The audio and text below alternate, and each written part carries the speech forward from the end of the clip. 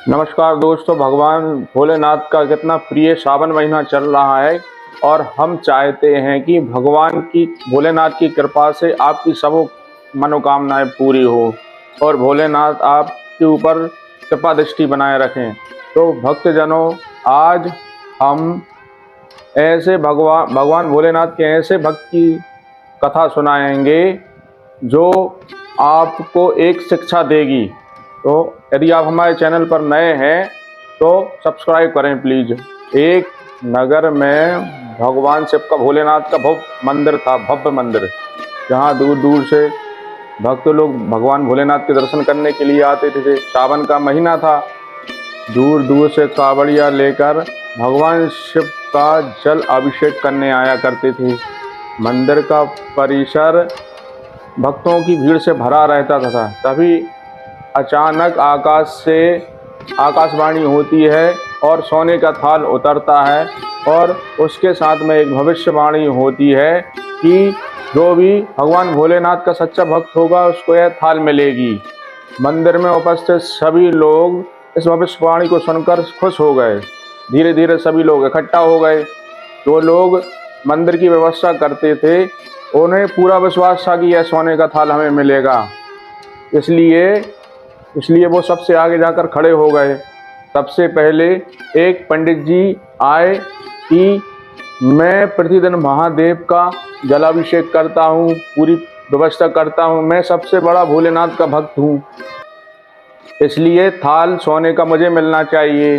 इतना कहकर पंडित जी ने थाल उठा लिया और जैसे ही पंडित जी ने थाल उठाया, थाल पीतल का हो गया। यह देखकर पंडित जी बड़े लज्जित हुए और उन्होंने थाल फिर यथास्थान पर रख दिया।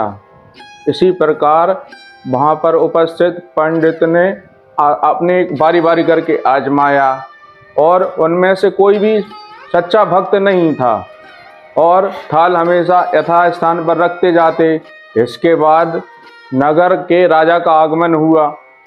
राजा साहब जब आगे आते हैं तो मैंने मंदिर में बड़ी दान दक्षिणा दी है, यह थाल मुझे मिलना चाहिए।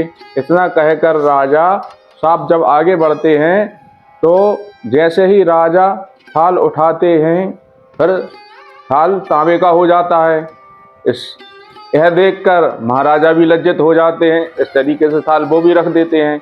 इसके बाद एक से बढ़ के एक दानी और भक्त लोग पधारे, लेकिन वह सोने का थाल किसी के हाथ में नहीं आया। वह थाल कुछ ना कुछ हो गया। तब लोगों को पता चला कि हम में से कोई भी महादेव का सच्चा भक्त नहीं है। उसी समय एक किसान का आगमन हुआ, शिव जी के दर्शन करने के लिए आया। गरीबी और गृहस्थी के बोझ तले दबा वह मेहनत मजदूरी करके अपने परिवार का गुजारा करता था। तभी रास्ते में आ ही रहा था, कोई भिखारी उसको मिल गया और उससे खाने को मांगने लगा। वह भिखारी वो अपने लिए जो खाना लाया था तो वह खाना भी उसने उस भिखारी को दे दिया। और थाल के बारे में इसने भी सुना था, लेकिन इसने इसके ऊपर कोई ध्यान ही नहीं दिया और सीधा महादेव के मंदिर गया और पूजन करके बाहर आ गया। परिक्रमा करके जैसे ही बाहर जा रहा था तो किसी भक्त ने उससे कहा कि तुम भी इस थाल को उठाकर देख लो, हो सकता है तुम ही इसके सच्चे भक्त हो। तो किसान को लगा कि वह व्यक्ति उसकी मजाक बना रहा है। किसान ने हंसते हुआ कहा, भाई मैं तो महीने में एक आध बार पूजा पाठ कर लेता हूँ, मैं कैसे सच्चा भक्त हो सकता हूँ।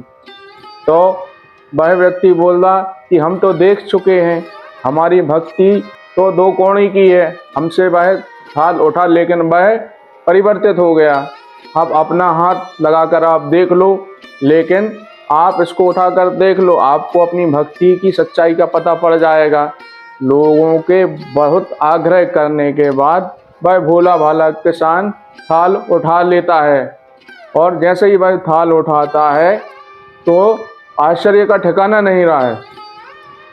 वह सोने का थाल रोशनी से चमचमाने लगा और सभी लोगों में खुशी की लहर दौड़ गई और सभी लोग उस गरीब किसान का जयकारा लगाने लगे और कहने लगे, भाई तुम ही सच्चे भक्त हो। अब आप लोग, उन सभी लोगों ने पूछा, तुम ही बता दो आप किस तरीके की भक्ति करते हो।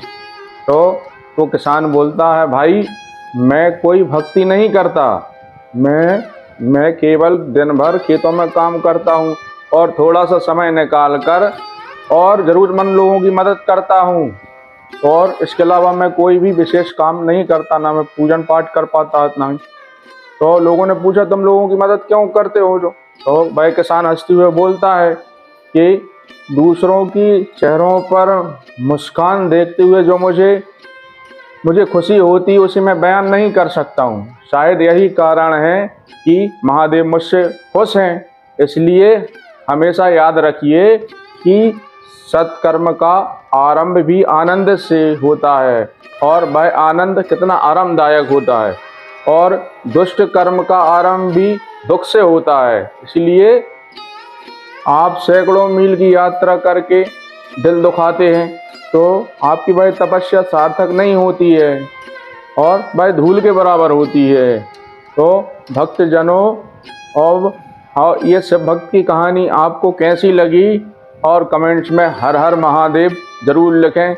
ओम नमः शिवाय।